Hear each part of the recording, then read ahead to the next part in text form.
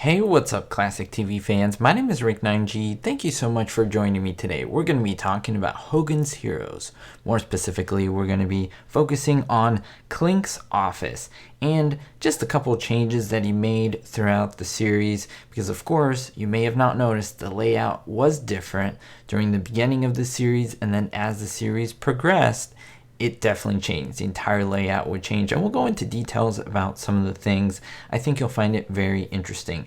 If you're a fan of this TV show or more, don't forget to hit the subscribe button. It does help out my channel so much, so let's get right to it.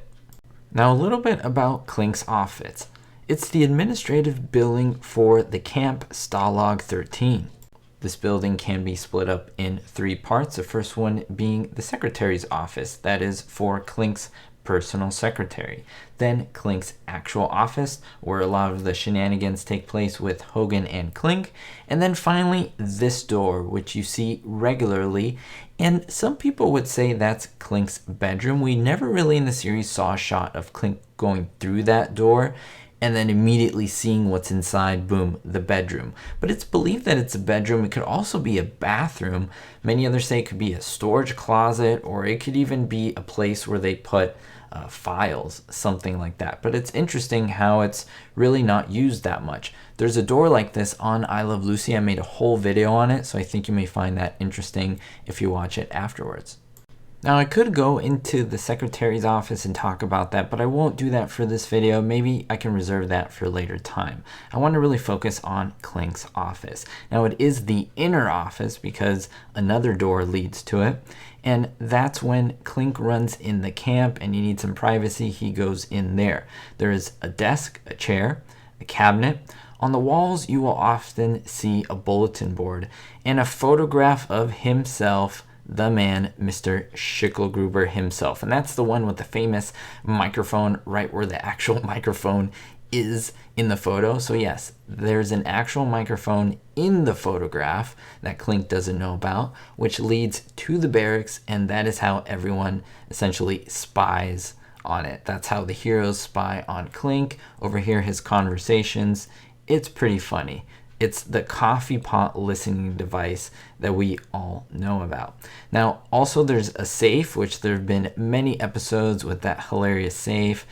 We see some of the heroes being inside, stealing some things from it, and Klink keeps his most important papers here, but of course, all the heroes know his combination.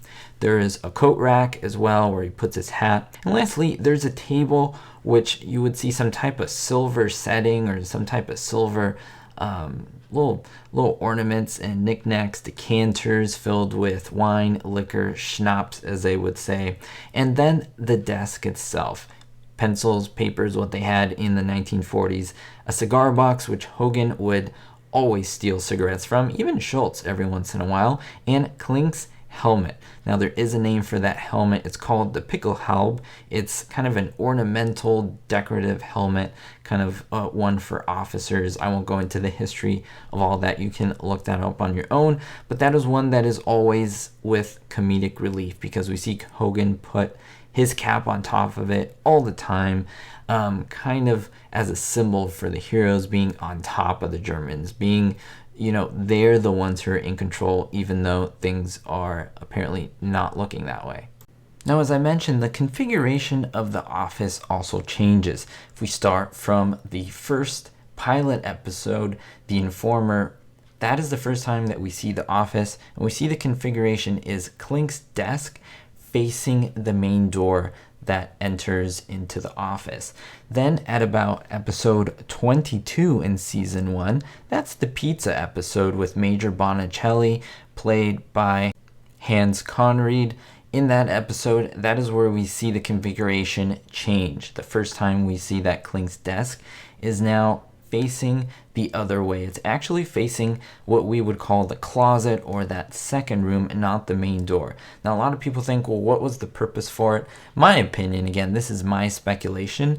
It was just a lot easier when guests started to come in. They started to put more guests on the show, and it's easier for them to come in, turn a right-hand corner, essentially just turn their bodies to the right, instead of walking in and just facing Klink. There would have to be a lot of camera movements back and forth.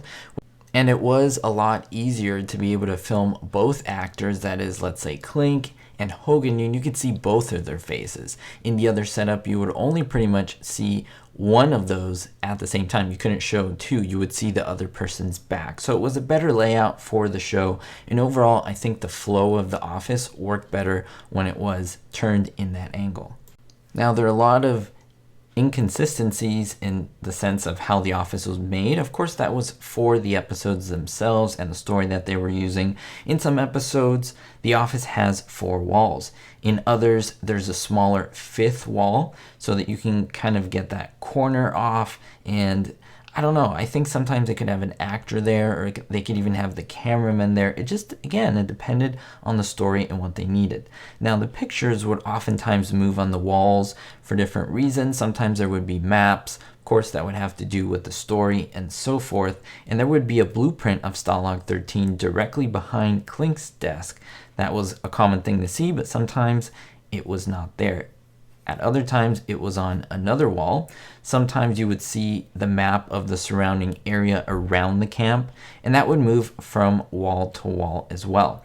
And even the bugged picture of Mr. Schicklgruber himself would move and change positions, which, if you think about it, would be problematic since it had the wire for the hidden microphone that led to the barracks. Now, the heroes were crafty, and I'm sure they could have done something to rewire it, but imagine if it was wired up and Klink moved that himself. I mean, think about the craziness of him seeing that wire. It would end the whole operation, right?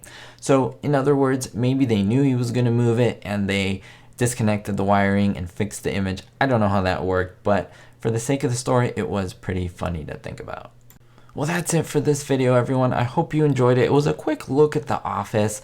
I mean, I want to make different videos on different things about the camp, on different elements, different episodes, and so forth. I thought looking at Klinks Office would be interesting because a lot of the stories take place in there, a lot of the shenanigans by the heroes. Let me know, was there something in The Office that you enjoyed the most? Was it the helmet? Maybe was it the cigar box?